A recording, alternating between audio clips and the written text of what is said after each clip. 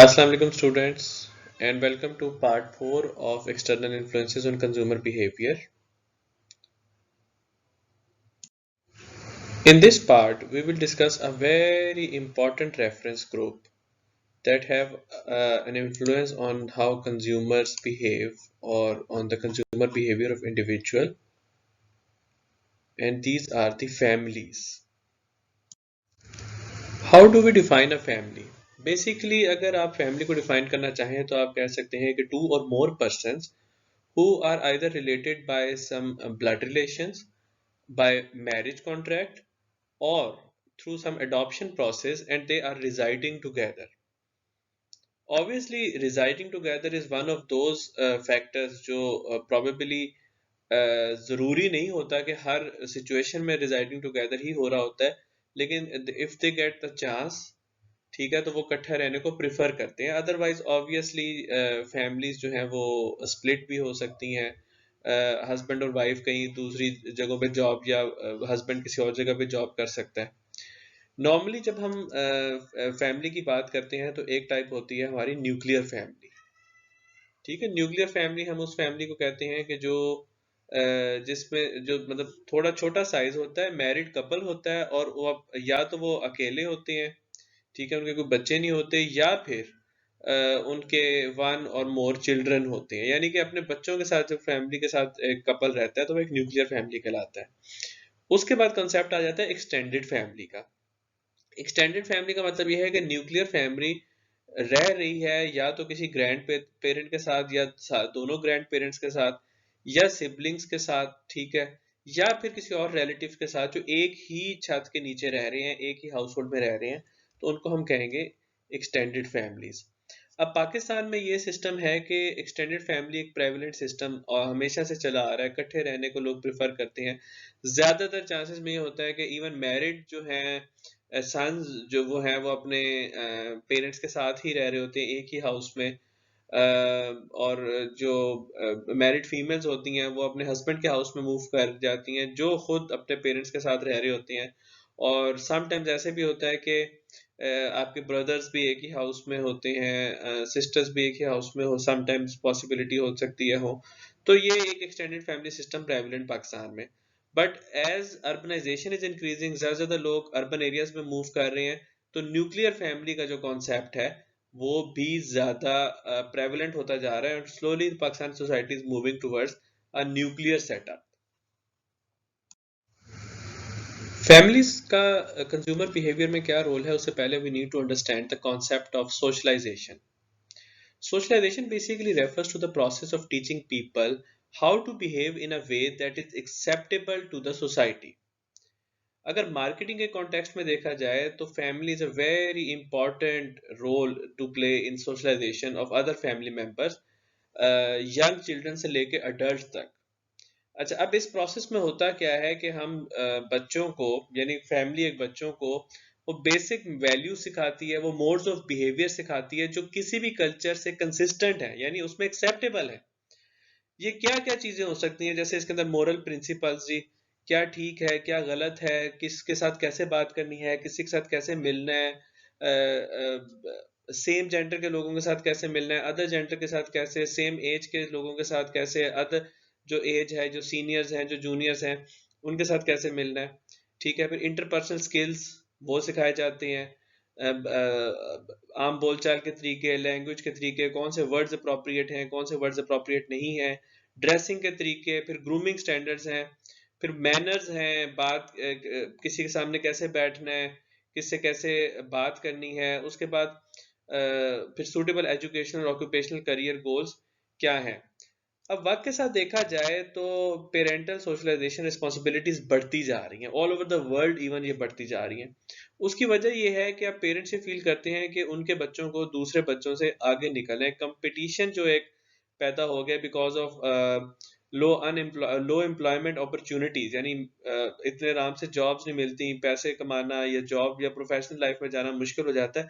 तो एक competitive pressure की वजह से वो बहुत सारे जो पेरेंट्स हैं वो सोशलाइजेशन में ज़्यादा अपनी एफर्ट्स प्ले करना शुरू हो रहे हैं. वो इस हद तक कि बच्चों के स्केड्यूल्स बनाते हैं, कौन से स्कूल में जाना है, स्कूल में क्या पढ़ना है, पढ़ाई कैसी हो रही है, आफ्टर स्कूल क्लासेस, ठीक है, वीकेंड्स पे क्या करना है, स्पोर्ट्स में क्या करना है, कौन से प्रोग्राम्स में उनको पार्टिसिपेट कराना है।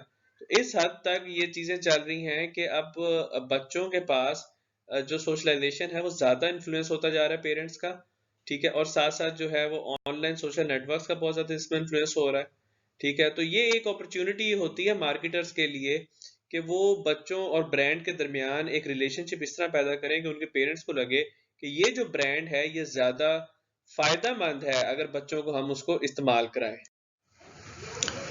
अच्छा, अब ये जैसे आपको ऐड में नजर आ रहा है, ठीक है, ये जो छोटे बच्चों के सोशलाइजेशन का प्रोसेस है, उस हिसाब से मार्केटर्स उस अपॉर्चुनिटी को अवेल करने की कोशिश करते हैं कि बच्चों और ब्रांड्स के दरमियान एक बड़ा अर्ली लाइफ में एक रिलेशनशिप बना दिया जाए। उस रिलेशनशिप को टारगेट ऐसे किया जाता है कि उन बच्चों की जो एक फ्यूचर है, ठीक है, उनके लिए जो इम्पोर्टेंट है वो उनके पेरेंट्स को जाहिर है पता है कि उनके लिए क्या इस टाइम इम्पोर्टेंट है, तो वो उसके साथ उसको रिलेट कर देती हैं। अब और बहुत हद तक ये भी कोशिश करती हैं कि वो रिलेट इस तरह किया जाए कि अर्ली ईयर से स्टार्ट करके फिर उसको उनकी टीनेज ईयर्स या एडल्टहुड तक भी वो रिलेशनशिप कायम रहे। ठीक है, अब ये ऐड जो आप देख रहे हैं जैसे लेस्ट्रीन स्मार्ट रेंज का ऐड है कि start fighting cavities this school year, तो एक बड़ी अच्छी एग्जांपल है कि मार्केटर ने एक इनिशिएटिव लिया है कि बच्चों और उस ब्रांड के दरमियान एक बॉन्ड बना दिया जाए। तो ये बॉन्ड जो है ये मार्केटर्स के लिए कॉन्सेप्ट इंट्रोड्यूस करता है कंज्यूमर सोशलाइजेशन का। ठीक है, अब ये consumer socialization is very relevant to consumer behaviour. It is defined as a process by which the children acquire the skills, the knowledge, the attitudes, क्या सही है क्या गलत है, एंड एक्सपीरियंसेस जो एक कंज्यूमर बनने के लिए जरूरी है। ठीक है, और बहुत सारी स्टडीज इस चीज पे कैरी आउट की गई हैं, बहुत सारी रिसर्च की गई है जो बताती हैं कि ये वाले जो कंजम्पशन स्किल्स हैं, यानी कंजम्पशन चीज को यूज करने के जो स्किल्स हैं, ये बच्चे कैसे सीखते हैं। जो बहुत छोटे बच्चे होते हैं जिन्हें हम कहते हैं प्री एडोलेसेंट चिल्ड्रन, वो तो नॉर्मली ये कंज्यूमर बिहेवियर सीखते हैं अपने पेरेंट्स से या अपने ओल्डर सिबलिंग से या उन फैमिली मेंबर से जो उनके साथ ज्यादा क्लोज होते हैं। सो दे फंक्शन एज रोल मॉडल। ठीक है, और वो उनको वो लर्निंग कंजम्पशन, वो जो कंजम्पशन स्किल्स हैं उनके वो क्यूज प्रोवाइड करते रहते हैं जिनको वो ऑब्जर्व करते हैं।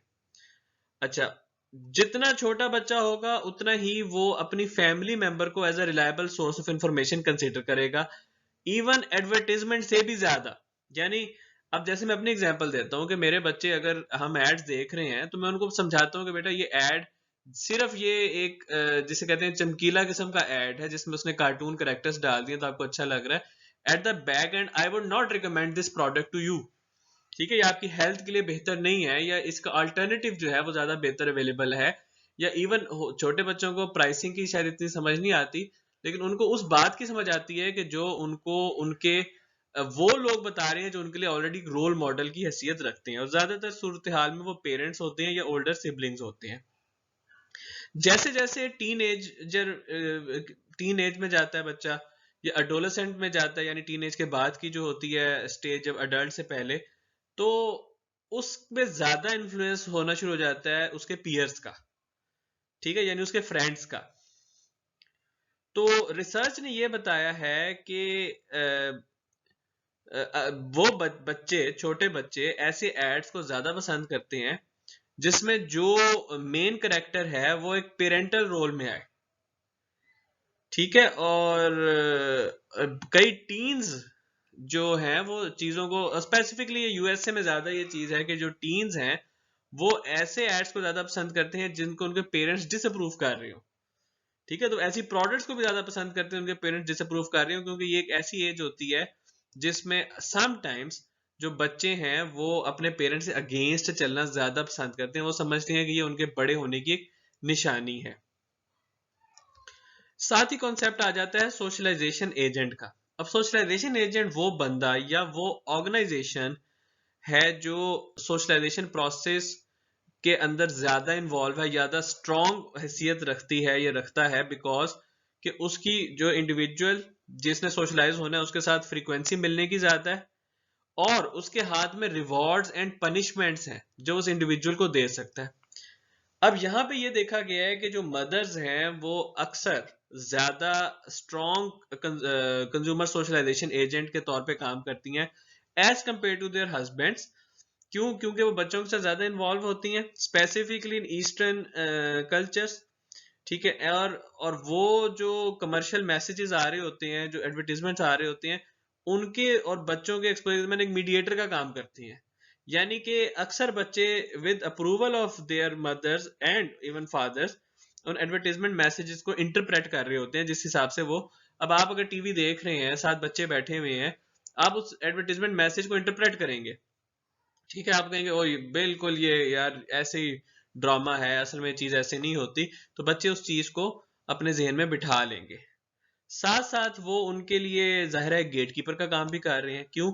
क्योंकि वो अपनी मर्जी का चैनल लगाएंगे, मोर ऑफन अगर टीवी पे है, अपनी मर्जी के मीडियाज, अपने मर्जी के मैगजीन्स दिखाएंगे। अब तो आजकल जो मैं समझता हूँ कि ये चीज थोड़ी सी इसलिए भी कम होती जा रही है कि बिकॉज बच्चे अपने यूट्यूब पे कार्टून्स वगैरह खुद देख रहे होते हैं, उसके ऊपर एडवर्टीजमेंट्स जो आ रहे होते हैं।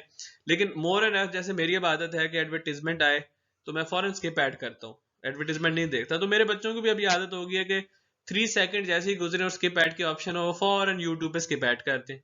ठीक है। लेकिन एज अ गेट कीपर जो पैसे हैं वो पेरेंट्स के कंट्रोल में हो रहे होते हैं। ठीक है। तो ये सारी चीजें इस हिसाब से भी इंपॉर्टेंट है देखना कि ये जो सोशलाइजेशन एजेंट हैं वो किस हिसाब से चीज की तरफ परसीव कर रहे हैं, उनका एटीट्यूड क्या है। तो वो जो सोशलाइज होने वाला जो बच्चा है या जो भी बंदा जिसने सोशलाइज होना है, जिसने चीज को सीखना है, वो उसी हिसाब से उसको करेगा, सीखेगा, उसकी नॉलेज गेन करेगा, एक्सपीरियंस गेन करेगा और एटीट्यूड्स गेन करेगा, पॉजिटिव या नेगेटिव। तो ये डायग्राम भी हमें यही बता रही है कि किस तरीके से एक यंग पर्सन जो है वो अपने अदर फैमिली मेम्बर से इन्फ्लुएंस होता है और उनको इन्फ्लुएंस भी करता है। देखें इससे arrow two way arrow, two double head है। इसी तरह यंग पर्सन जो है अपने फ्रेंड, लेकिन जैसे जैसे वो बड़ा होता जाता है, अपने प्री एडोलेसेंस ईयर से निकल के, यानी 9 से 14 ईयर्स से पहले पहले प्री एडोलेसेंस होती है, उसके बाद एडोलेसेंट से ईयर्स से, और जब तक वो एडल्ट नहीं हो जाता वो ज़्यादा अपने फ्रेंड्स से इन्फ्लुएंस होता है उसका। तो फैमिली के इन्फ्लुएंस डिफरेंट होते हैं, जैसे बेसिक वैल्यूज और बिहेवियर्स वो फैमिली की तरफ से आते हैं, और कुछ इस किस्म की चीज़ें होती हैं जिस तरह style, fashion, what is popular, fads जिन्हें हम कहते हैं, in out acceptable consumer behaviours, वो ज़्यादा बड़े होते होते फ्रेंड्स जो हैं उन उसको ज़्यादा इन्फ्लुएंस हो भी रहा होता है और इन्फ्लुएंस कर भी रहा होता है।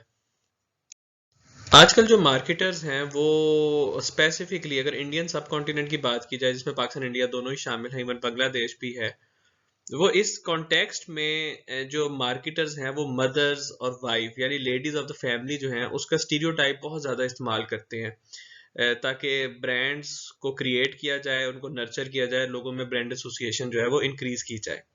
अच्छा, आल तो ये भी है कि रिसेंटली थोड़ी चेंजेस आई हैं एनवायरनमेंट में, लाइफस्टाइल में, पिछले 20-25 साल में।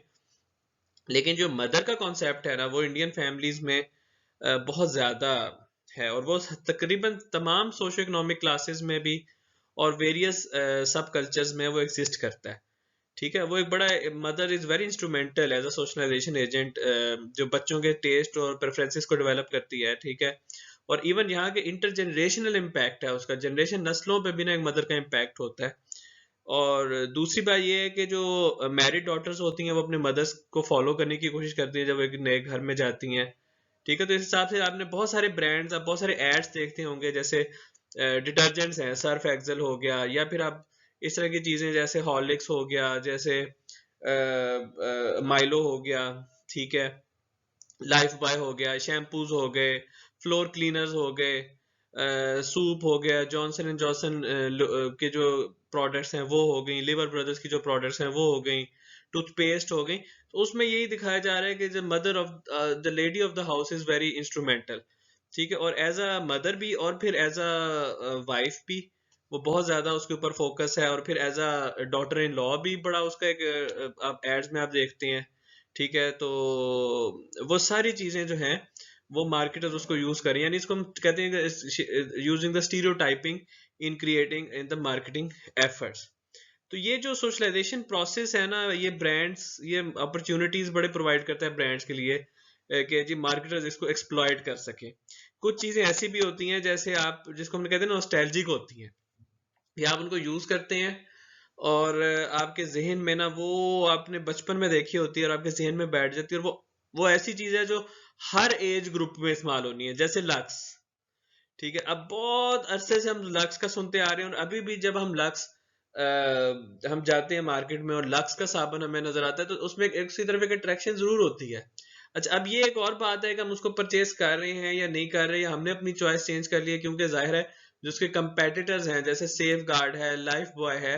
अब तो लाइफ बॉय भी बहुत पुराना मार्केट प्लेयर है, लेकिन वो पहले एक खास किस्म के सोप्स में ज्यादा होता था, रेड कलर का जो उसका एक सोप आता था, बाथ सोप। और ब्यूटी सोप की बात है तो लक्स हुआ करती थी। लेकिन उसके बावजूद आप ये देख सकते हैं कि उसके जो कंपेटिटर्स हैं वो अपनी तरफ से बहुत ज्यादा एफर्ट लगा रहे हैं।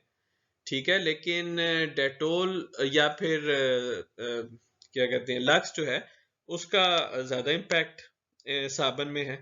इसी तरह डेटोल है, अब डेटोल सोप भी है, लेकिन हमारे जेहन में डेटोल ज्यादा वही है, वो जो एक लिक्विड डेटोल एंटीसेप्टिक लिक्विड आता है। ठीक है, आयोडेक्स हो गया। तो हालांकि इनकी मार्केट में प्रोडक्ट्स आती हैं जो इनको रिप्लेस करती हैं, इनकी कंपेटिटिव होती हैं, लेकिन वो एक नॉस्टैल्जिक इफेक्ट उन प्रोडक्ट्स का जो नस्ल दर नस्ल हमारे साथ चल रही हैं।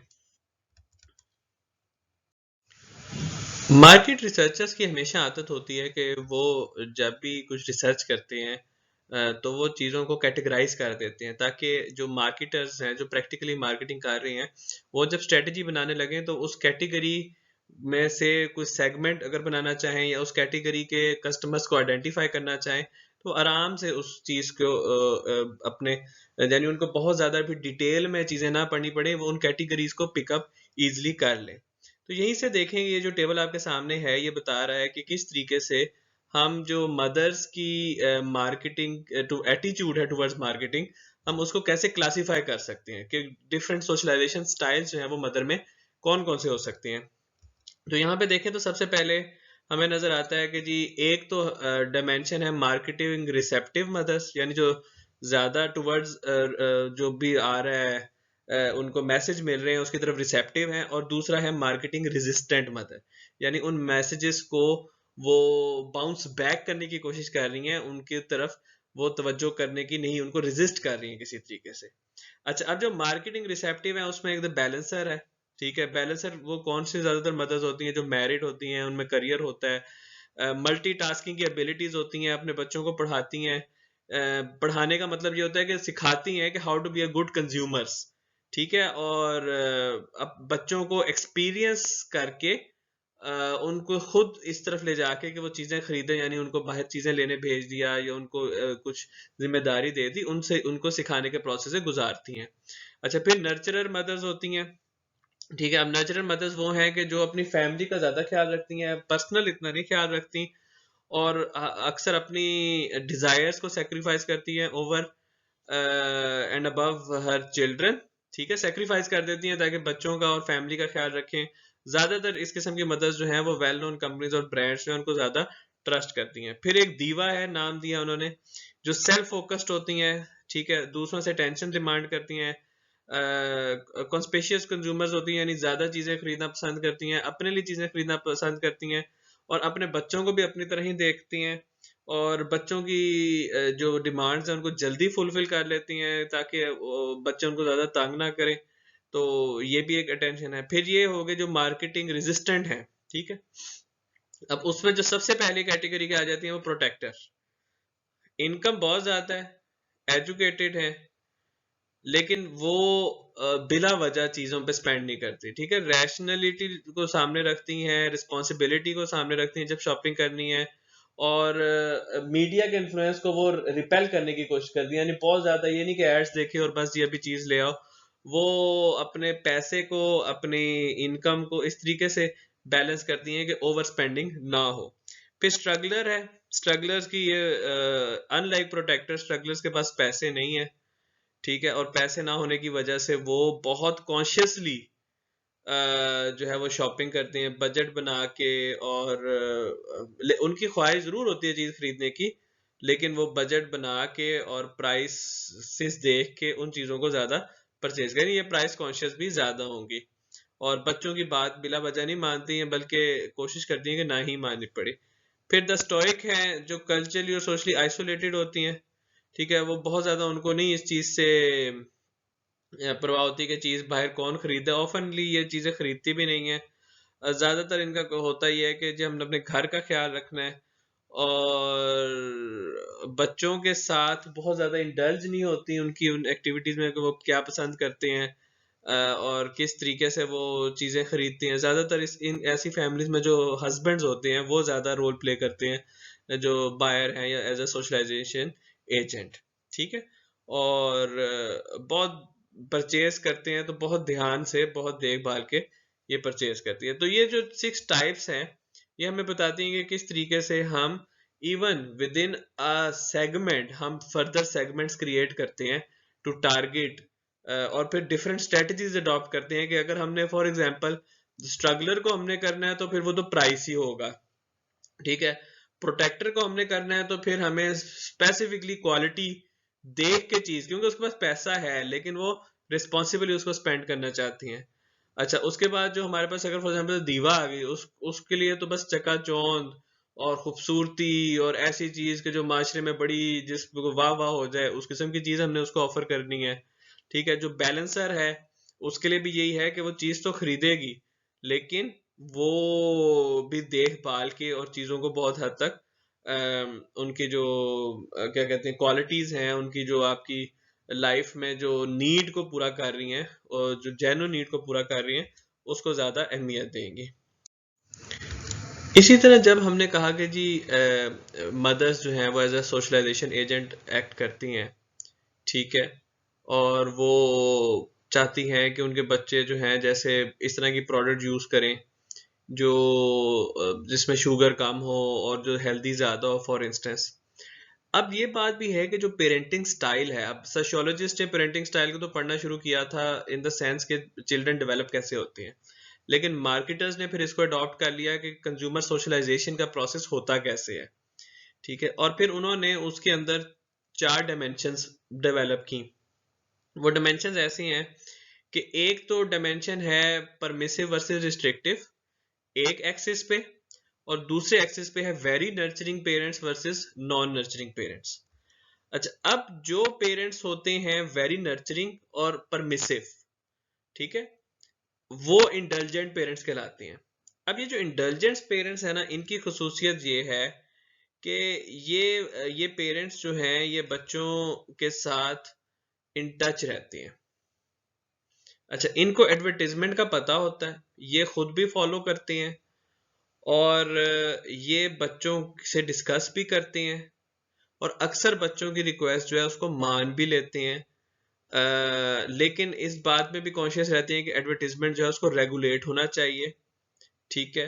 और लेकिन फिर साथ साथ बच्चों को जो है वो देते भी हैं, ऑटोनॉमी भी देते हैं, डिसीजन मेकिंग अथॉरिटी भी देते हैं कि आप खुद से चीज जो है वो खरीद लें, ठीक है।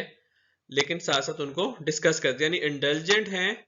इसका मतलब ये है कि वो बच्चों को ऑटोनॉमी भी दे रहे हैं चीज खरीदने की, उनकी चॉइस की भी दे रहे हैं, लेकिन साथ साथ अवेयर भी हैं।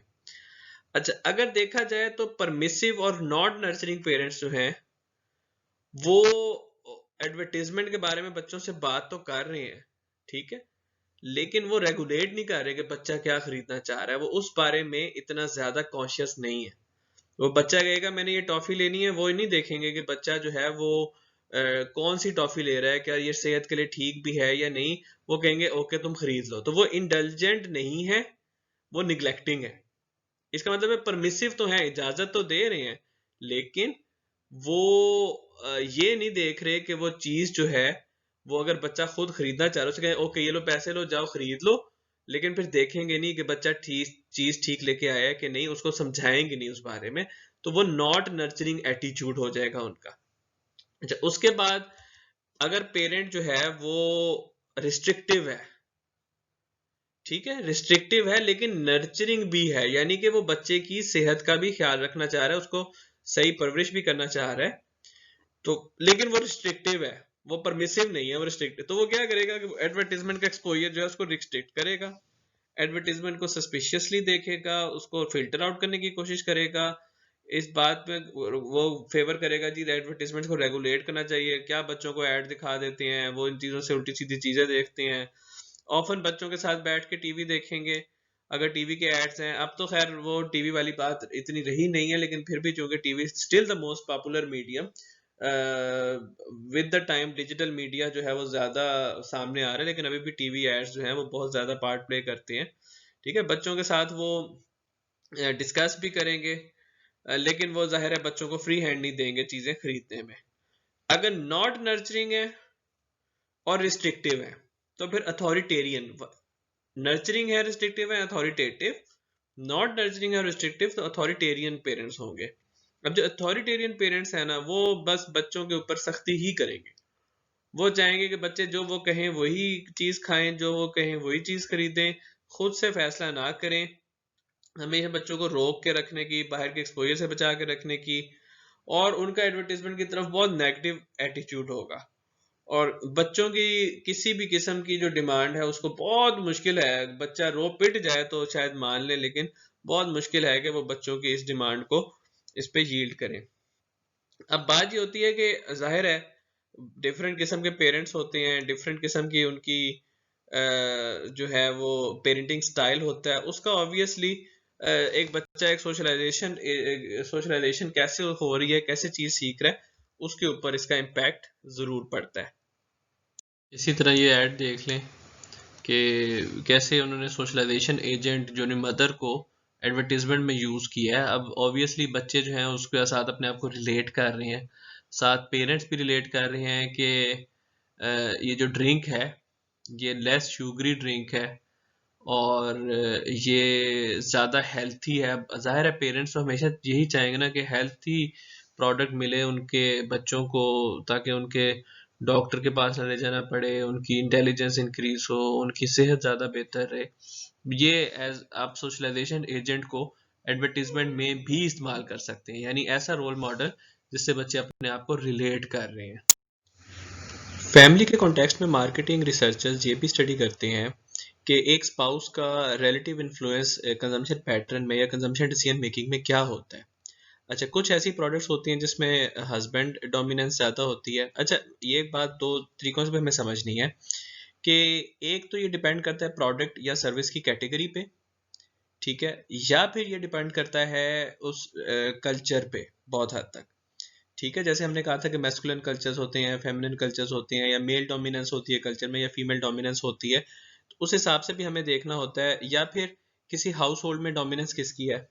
फॉर एग्जाम्पल, अमेरिका में एक रिसर्च थी, पता चला कि अर्ली 1950s में जो ऑटोमोबाइल खरीदना यानी कार खरीदना, गाड़ी खरीदना घर के लिए, वो ज्यादा डोमिनेंस होती थी हस्बैंड की उसमें, जबकि फूड आइटम्स हो गए या financial banking services banking decisions हो गए, वो वाइफ डोमिनेंस होते थे उस जमाने में। ठीक है, तो लेकिन अब देखा जाए आजकल अमेरिका में ऑलमोस्ट अगर जो मैरिड कपल्स हैं उनमें 85% जो है वो विमेन इन्फ्लुएंस करती हैं, और इवन 45% ऑफ वुमेन जो है वो इंडिपेंडेंस कार या ऑटोनॉमिकली भी डिसीजन करती हैं टू परचेज अ व्हीकल। अच्छा, पाकिस्तान के कॉन्टेक्स्ट में देखा जाए तो there are many items which are husband dominance, जैसे फाइनेंशियल सर्विसेज हो गई, या जो जिन्हें कहते हैं बड़े खर्चे हो गए। इवन ऑटोमोबाइल आई थिंक अभी तक पाकिस्तान में ज़्यादा हस्बैंड डोमिनेंस होंगी, वाइफ्स का डोमिनेंस नहीं है, लेकिन ये है कि वो एक मशवरा हो सकता है उसमें। लेकिन कुछ चीज़ें ऐसी होंगी जैसे घर की फूड आइटम्स हो गई, या कौन से मिसाले लाने हैं, कौन सी दालें लानी है, टू सम एक्सटेंट वो वाइफ डोमिनेंट डिसीजंस हो सकते हैं। फिर जॉइंट डिसीजंस भी होते हैं, जैसे घर खरीदने का डिसीजन हो सकता है, या इवन गाड़ी खरीदने का डिसीजन भी जॉइंट डिसीजन हो सकते हैं। फिर कुछ ऐसी प्रोडक्ट्स होती हैं जो सिर्फ रिलेटेड टू हस्बैंड या रिलेटेड टू वाइफ हैं, तो वो एटोनॉमिक डिसीजंस हैं। ठीक है, तो वो प्योर जैसे कई घरों में ऐसे होता है कि अगर लेडीज ने अपनी शॉपिंग करनी है, कपड़े खरीदने हैं, तो उनका प्राइमरली अपना डिसीजन होगा, हस्बैंड उसके अंदर नहीं इंटरफेयर करेगा। कईयों में ऐसा होता है कि अगर हस्बैंड ने अपनी चीज खरीदनी है तो वो खुद उसको परचेज करेगा, वाइफ का उसके अंदर इंटरफेयर नहीं होगा। तो मार्केटर्स को ये देखने के लिए कि डिफरेंट प्रोडक्ट्स कैटेगरीज में या डिफरेंट सर्विस कैटेगरीज में हस्बैंड और वाइफ का किस हिसाब से डोमिनेंस है, फिर उसी हिसाब से उनको जो प्रमोशनल एक्टिविटीज हैं वो डिजाइन करनी होती हैं। जैसे कि हमने पहले डिस्कस किया था कि over the past few years जो चिल्ड्रन हैं उनका एक्टिव रोल होता जा रहा है फैमिली के परचेज डिसीजंस में। ठीक है, और क्या फैमिली खरीदती है, कहाँ से खरीदती है, क्या चीज़ खरीदती है, कहाँ पे हमने जाके किस आउटलेट पे जाना है, कैसा खाना खाना है, कौन सी सर्विसेज लेनी है। अब बच्चों को इसकी ज़्यादा अवेयरनेस आ रही है। और इसकी वजह ये भी है कि एक तो जैसे जैसे एक फैमिली, एक टिपिकल फैमिली में बच्चे थोड़े होते जा रहे हैं, तो ज़ाहिर है उनका इन्फ्लुएंस भी बढ़ता जा रहा है। ठीक है। दूसरा ये है कि जैसे जैसे ड्यूअल इनकम कपल्स आते जा रहे हैं, कंज्यूमर जो है वो ज़्यादा स्पेंड कर सकते हैं किसी आइटम पे, वहाँ पे भी फैमिलीज का जो इम्पैक्ट है उसमें बच्चों का ज़्यादा उनको एक्नॉलेजमेंट मिलती है। ठीक है। दूसरा साथ साथ मीडिया की वजह से बच्चों को अपने आप को एक्सप्रेस करने की भी ज़्यादा सहूलत मिलना शुरू हो गई है। उनको चीज़ों के बारे में ज़ाहिर है ज़्यादा पता है, तो उसको इसी तरह एक्सप्रेस भी करेंगे। तो और ऑब्वियसली यहाँ पे कल्चरल फैक्टर भी है। कई कल्चर्स में ये आज़ादी ज़्यादा मिल गई है बच्चों को, जबकि कई कल्चर्स ऐसे हैं जिसमें अभी तक वो इतना ज़्यादा डोमिनेंस बच्चों का नहीं है। तो जब रिसर्च की तो पता चला कि ये 5 किस्म के टैक्टिक्स होते हैं जो बच्चे यूज़ करते हैं अगर उन्होंने किसी किस्म की अपना इन्फ्लुएंस करना हो फैमिली की परचेज डिसीजन मेकिंग में। सबसे पहला जो है दे कैन प्रेशर।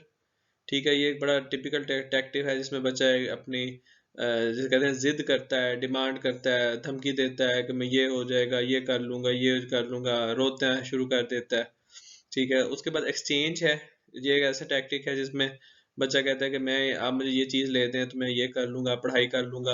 वो एक किस्म का एक्सचेंज टैक्टिक है। फिर रैशनल है। बच्चा लॉजिकल आर्गूमेंट्स यूज़ करने की कोशिश करता है, जिस तरह कि अगर आप मुझे ये चाहिए क्योंकि स्कूल ने इस चीज़ की डिमांड दी है, या ये चीज़ मेरे हेल्थ के लिए बड़ी अच्छी है, मैंने किसी जगह पे ये पढ़ा था या देखा था। तो इस किस्म के लॉजिकल आर्गूमेंट्स और फैक्चुअल एविडेंस, क्योंकि अब बच्चों में अवेयरनेस चूंकि ज़्यादा है, even as young as 4 to 5 years old के जो बच्चे होते हैं वो भी रैशनैलिटी को यूज़ कर सकते हैं और पेरेंट्स को बता सकते हैं कि मैंने एक एड में देखा था कि ये जी 99.9% जर्म्स जो है ये वाला साबन ये ख़त्म कर सकता है। ठीक है।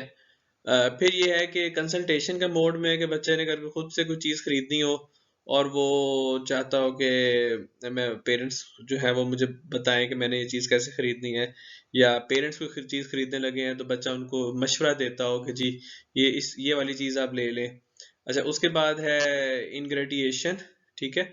जो एक किस्म की जैसे कि बार्गेनिंग कहते हैं कि वो पेरेंट्स को पहले उनको किसी और तरीके से खुश कर लेता है कोई अच्छा काम करके, और फिर रिक्वेस्ट करता है। तो ये बहुत सारी इस किस्म की चीज़ें इसलिए मार्केटर्स के लिए इम्पोर्टेंट है समझना कि जब भी वो इन इन टैक्टिक्स को समझ जाती हैं कि जी किस तरह एक डेली हाउस होल्ड में इन्फ्लुएंस कर रहे होते हैं, वो फिर अपनी जो कंपेन है, जो अपनी कम्युनिकेशन है मार्केटिंग की, वो उन्हीं ग्राउंड्स पे डेवलप करते हैं। और स्पेसिफिकली ऑब्वियसली ये प्रोडक्ट टू प्रोडक्ट भी चीज़ जो है वो वेरी कर रही होती है। अगर बहुत ज़्यादा महंगी प्रोडक्ट है जिसके ऊपर स्पेंडिंग करनी है, तो ऑब्वियसली बच्चों को इतना ज़्यादा पेरेंट्स उसमें इन्वॉल्व नहीं करेंगे। लेकिन आप, मैंने ये देखा है कि आजकल इवन बड़ी से बड़ी भी प्रोडक्ट्स है उसमें बच्चों की जो है राय वो ली जा रही होती है। तो जहाँ पहले वो एक पाकिस्तान में कॉन्सेप्ट था कि जी हस्बैंड बहुत ज़्यादा डोमिनेट कर रहा है या मर्द जो है वो बहुत ज़्यादा डोमिनेट कर रहा है परचेज डिसीजन में, अब वो चीज़ें उतनी ज़्यादा नहीं रही। अब एक कंसल्टेशन के साथ काम चलता है, इन्वॉल्व किया जाता है फैमिलीज को, वाइफ्स को, पेरेंट्स को। तो वो चीज़ जो है ज़्यादातर उनका एक इन्फ्लुएंस जो है उसको बिल्कुल भी आप इग्नोर नहीं कर सकते। एक्सपर्ट्स का कहना है कि हम बच्चों को 3 सेगमेंट्स या 3 मार्केट्स में डिवाइड कर सकते हैं। सबसे पहला तो ये कि जो बच्चा है वो एज इन्फ्लुएंसर काम करे। ठीक है। जिसमें ये कि वो रिक्वेस्ट कर ले जब पेरेंट के साथ, तो वो उनको साथ साथ मशवरा दे। ठीक है। और जो चीज़ खरीदनी पेरेंट्स ने है लेकिन बच्चे के मशवरे के साथ खरीदनी है। ठीक है। वो क्या हो सकती है, जैसे उसकी अपनी items, toys, electronics, clothing etcetera. फिर ऐसी चीज़ें जो घर के लिए सबके इस्तेमाल में आनी है, जैसे फर्नीचर, फूड, बेवरेजेस, प्रेफरेंसेस। ठीक है। फिर सर्विसेज जो यूज़ करनी है किसी फैमिली ने, जैसे वैकेशंस, रेस्टोरेंट्स एक्सेट्रा, या कैब मंगवाना, ये जो भी सर्विसेज जो फैमिली जिसको यूज़ करती है। तो एक तो बच्चा है इन्फ्लुएंसर के तौर पे काम करे। अच्छा, दूसरा है बच्चा खुद से एक प्राइमरी मार्केट बन जाए। खुद से प्राइमरी मार्केट कब बन सकता है? ऑब्वियसली जब उसके पास स्पेंडिंग अपॉर्चुनिटी होगी। अब वो किस तरह स्पेंडिंग उसको हो सकता है, पेरेंट्स ने पैसे दिए उसने बचा के रखे हो और वो उन पैसों को यूज करे। ईदी मिलती है जैसे पाकिस्तान में बच्चों को, या on end of pocket money मिलती हैं उनको जो आप यूज करते हैं। तो इंडिपेंडेंटली जब शॉपिंग करते हैं, ठीक है, चाहे वो पेरेंट्स के साथ जाएं या चाहे वो खुद से जाएं, अब वो किस किस्म के आइटम्स को इंडिपेंडेंटली परचेज करते हैं। जैसे स्नैक्स हो गए, स्वीट्स हो गए, टॉयज हो गए, गेम्स हो गई, क्लोथ्स हो गई, इवन मूवीज पे जाएं, स्पोर्ट्स इवेंट्स पे जाएं, कंसर्ट्स पे जाएं, वीडियो गेम्स पे जाएं।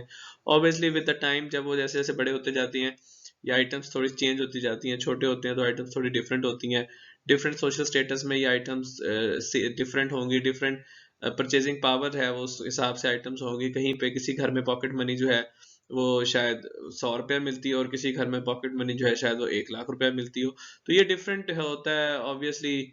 जो स्टेटस, सोशो इकोनॉमिक स्टेटस है, ऑब्वियसली वो काउंट करता है यहाँ पे।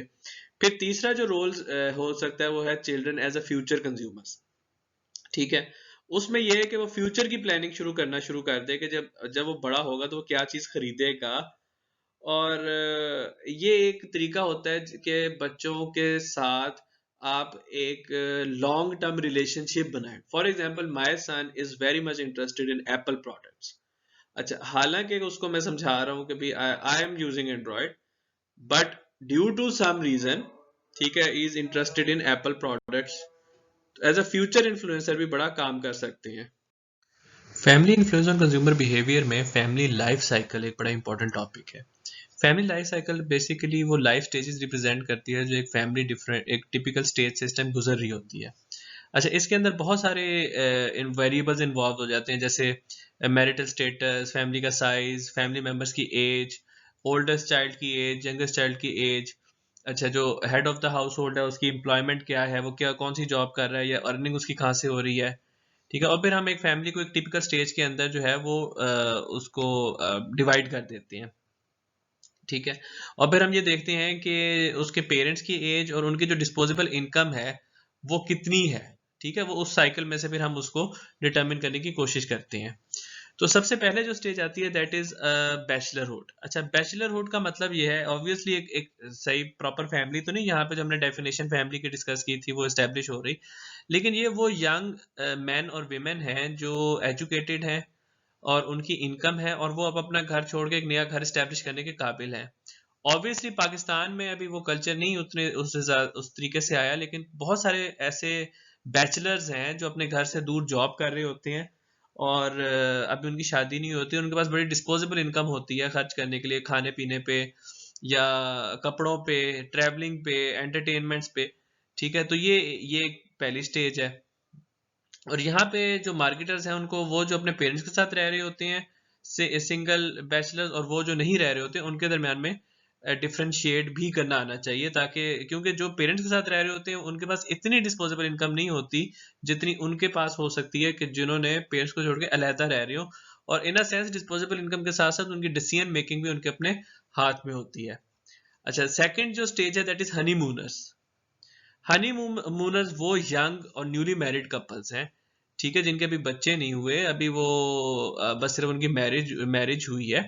ठीक है, ये ज्यादातर अगर ये कपल्स हों, अगर करियर ओरिएंटेड कपल्स हों, दोनों स्पाउस अगर जॉब कर रहे हो तो इनके लाइफस्टाइल ज्यादा लेविश किस्म का होता है। ठीक है, और इनके पास काफी इनकम भी होती है। ऑब्वियसली ये जितनी भी हम डिस्कशन कर रहे हैं इसके अंदर जो उनका सोशियो इकोनॉमिक स्टेटस है वो पार्ट प्ले करता है, लेकिन keeping in mind a certain socio economic status, हम उस स्टेज पे देख सकते हैं कि एज कम्पेयर टू बैचलरहुड जो हनीमूनर्स होते हैं, ठीक है, वो अपनी वेडिंग्स पे भी स्पेंड करते हैं, वो ट्रैवलिंग पे भी स्पेंड करते हैं, वो इनिशियली उनकी स्पेंडिंग एक डिफरेंट किस्म की होती है।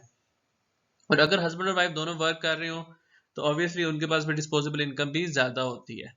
फिर नेक्स्ट स्टेज आ जाती है पेरेंटहुड की। ठीक है, एटलीस्ट एक बच्चा हो या एक से ज्यादा बच्चे भी हो, और ऑब्वियसली ये पेरेंटहुड की जो स्टेज है ये लॉन्गेस्ट स्टेज होती है फैमिली लाइफ साइकिल की। ठीक है, और ये स्टेज में जिस तरीके से डिफरेंट रिक्वायरमेंट्स हो जाती हैं जो बैचलरहुड स्टेज में नहीं होती, जो हनीमूनर स्टेज में नहीं होती, बच्चों की तरफ फोकस करना पड़ता है। अच्छा, उसको हम different further shorter shorter stage में भी डिवाइड कर सकते हैं डिपेंडिंग अपॉन द चाइल्ड, जैसे चाइल्ड का pre school phase, elementary school phase, high school, college phase. तो वो पेरेंट्स बार बार इन सब स्टेजेस से गुजर रहे होते हैं। ठीक है, और फिर इन इन इनके अंदर वो जो परचेजिंग होती है, आपने फॉर एग्जांपल आप पहले ट्रैवल कर रहे हो सकता है बिजनेस क्लास में ट्रैवल कर रहे हो, लेकिन बहुत ज्यादा बच्चों को लेकर अगर आपने जहाज पर ट्रैवल करना है तो ऑब्वियसली वो बिजनेस क्लास की तरफ टारगेट नहीं करेंगे। तो ये वाली डिफरेंसेस आ जाते हैं कंज्यूमर बिहेवियर में। अच्छा, फिर पोस्ट पेरेंटहुड की स्पेस होती है, ज्यादातर ये वो उन मुल्कों में ज्यादा होती है जहाँ पे ओल्डर मैरिड कपल्स होते हैं जिनके बच्चे घर पे नहीं रह रहे होते। पाकिस्तान में भी आप जैसे मेरी अपनी ऑब्जर्वेशन में मैंने देखा है कि बहुत सारे पेरेंट्स ऐसे हैं जिनके बच्चे बाहर सेटल हो गए या दूसरे शहरों में सेटल हो गए हैं और वो मियाँ बीवी अकेले एक घर में रह रहे हैं। ठीक है, और चूंकि ये स्टेज इस स्टेज में बच्चे नहीं होते, ठीक है, तो वे एम्प्टी नेस्ट की स्टेज भी इसको कहा जाता है, और कि बच्चों के बगैर आपने वहां पे रहना है। ठीक है, अब एजिंग हो रही है लेकिन अब आपके इस टाइम बच्चे घर पे नहीं है, तो ये एक बड़ा इसके अंदर जरूरी चीज होती है। अच्छा, फिर एक स्टेज है जो जिसको कहते हैं हम डेजोल्यूशन। डेजोल्यूशन स्टेज में ये होता है कि अक्सर अगर एक स्पाउस की डेथ हो जाए और दूसरा जिंदा हो तो वो एक डेजोल्यूशन स्टेज से गुजर रहा होता है। ठीक है, या गुजर रही होती है अगर वो, if she is a wife. ठीक है, अब इसमें ये समटाइम्स ऐसे होता है जिस पाकिस्तान में देखा गया, अगर तो वो वर्किंग, उसने सारी उम्र जॉब की है स्पाउस ने और उसने सेविंग की है, तब उसके पास काफ़ी डिस्पोजेबल इनकम होती है, लेकिन वो अकेला रह रहे होते हैं। ठीक है। अच्छा, इससे पहले जो हमने स्टेज देखी एम्प्टी नेस्ट वाली जो स्टेज हमने, उसके अंदर भी समटाइम्स ऐसे होता है कि बच्चों के बगैर आप रह रहे होते हैं या बच्चे दूसरे मुल्क में जॉब कर रहे हैं, तो वहां पे अब आपकी बहुत सारी सर्विसेज ऐसी होती हैं जो आपको प्रोवाइड करनी होती हैं जो विद ईज मिल जाए, जैसे ऑनलाइन सर्विसेज होती हैं। अभी मैंने खुद ये देखा कि मेरे कुछ रिश्तेदार हैं जिनके बच्चे बाहर रह रहे हैं, वो उनको ऑनलाइन सर्विसेज के थ्रू यहाँ पे चीजें भेजते हैं क्योंकि पेरेंट्स को नहीं समझ आती। यानी टीवी है, वो अब उन्हें नहीं पता हमने कौन सा टीवी लेना है, तो बच्चे बाहर से ऑर्डर कर रहे हैं और वो टीवी कंपनी जो है वो खुद उसको लगा के दे के जा रही है। इवन मैंने यहाँ तक देखा कि जो मोल्टी फोम है वो तक बच्चों ने बाहर से ऑर्डर किया कि जी पेरेंट्स है उसको यूज करें, और वो फिर ऐसे हुआ कि वो सही साइज का नहीं आया, फिर बच्चों ने बाहर से बैठ के वो जो डायमेंशंस है वो उन पेरेंट्स से कहा कि वो डायमेंशन बता दें ताकि हम उसको मॉडिफाइड फॉर्म जो मल्टी फॉर्म ऑर्डर करता है वो चीज़ दे दें। तो ये बड़ा ज़रूरी होता है समझना कि जी कौन सी फैमिली लाइफ साइकिल की स्टेज से इस टाइम कोई गुजर रहा है और उसकी क्या रिक्वायरमेंट है। टोयोटा की बड़ी मुनफरद स्ट्रेटजी है इस फैमिली लाइफ साइकिल के हिसाब से। जैसे उसने टोयोटा उसने अपनी गाड़ियां जो है ना, डिफरेंट मॉडल्स जो है वो डिफरेंट लाइफ साइकिल की स्टेज के लिए ऑफर की। जैसे टोयोटा ऑरिस है वो उसने बैचलर्स और हनीमूनर्स के लिए की। टोयोटा यारिस है उसने न्यूली वेड्स के लिए, थोड़ी सी कॉम्पैक्ट सेडान है, इनफैक्ट हैचबैक है। अच्छा, उसके बाद जो मैरिड विद स्मॉल चिल्ड्रन उनके लिए टोयोटा वर्सो, ठीक है, वो थोड़ी सी बड़ी गाड़ी है। उसके बाद जो लार्ज फैमिली है तो टोयोटा वेंसिस। ठीक है, तो ये इस तरीके से हमें पता चलता है कि डिफरेंट कंपनीज जो हैं वो डिफरेंट प्रोडक्ट्स की जो मॉडल्स हैं या डिफरेंट प्रोडक्ट्स की जो ऑफरिंग्स हैं वो फैमिली लाइफ साइकिल के साथ भी अटैच कर सकती है। Lastly there are some non traditional families, ठीक है, जो बड़ी आपकी मेन स्ट्रीम या निश मार्केटिंग में जिनका बड़ा काम हो सकता है। वो चाइल्डलेस कपल्स होते हैं जिस तरीके से, जिनके कोई बच्चे नहीं होते या वो बच्चे पैदा नहीं करना चाहते, वो उनकी ज़ाहिर है फिर स्पेंडिंग पावर्स डिफरेंट होती हैं। अगर वो अपने करियर की वजह से बच्चे पैदा नहीं कर रहे तो उनके पास जब वो थोड़े अपने रिटायर होंगे तो उनके पास काफ़ी पैसे होंगे, तो उनको फिर इस किस्म की सर्विसेज जिस तरह क्रूज हो गया या जिस तरीके से वर्ल्ड टूर्स हो गए, वो उनके लिए बड़े अपॉर्चुनिटीज होती हैं। फिर डाइवोर्स सिंगल पेरेंट्स होते हैं, अगर वो सिंगल अर्निंग हैंड भी हैं तो वो भी एक उनके भी एक निश मार्केट बन सकती है। फिर सिंगल पेरेंट्स होते हैं जो अडॉप्टेड चिल्ड्रन होते हैं, वो भी डाइवोर्स सिंगल पेरेंट्स की तरह ही सिंगल पेरेंट्स ही होते हैं, और वो या वीमेन भी हो सकती हैं या मेल भी हो सकते हैं, मोस्टली वीमेन ही होती हैं। उसके बाद नेस्टर्स ऐसे होते हैं बच्चे जो अपने पेरेंट्स के घर वापस आ जाएं अगर उनको जॉब ना मिल रही हो या उनके पास इनकम ना हो। ज़ाहिर है वो अपने पेरेंट्स की इनकम के ऊपर फिर या डाइवोर्स हो जाएं, जैसे फीमेल्स का है, वापस अपने पेरेंट्स के घर में आ जाती हैं, ज़ाहिर है उनके पास इनकम का वो रिसोर्स नहीं होता। इसी तरीके से नॉन ट्रेडिशनल फैमिलीज में अनमैरिड कपल्स भी होते हैं जो आर जस्ट लिविंग टुगेदर। उनके ज़ाहिर है उनमें वो वाला इन्फ्लुएंस नहीं होता जो एक मैरिड में है, और ऑब्वियसली वो पाकिस्तान में तो वो कल्चर अभी बिल्कुल अलाउड नहीं है और इस्लाम में तो बिल्कुल इसकी इजाज़त भी नहीं है। लेकिन उस पर्सपेक्टिव में अगर मार्केटिंग इन इंटरनेशनल सिनेरियो देखा जाए तो वो चाहे वो अनमैरिड कपल्स भी हैं, उनका एक बड़ी एक निश है। वहाँ पे ज़्यादातर इतना इन्फ्लुएंस नहीं होता जितना मैरिड में होता है, और वो इन्फ्लुएंस वो ऑटोनॉमी जो है डिसीजन मेकिंग में उसमें ज़्यादा होती है निस्बतन।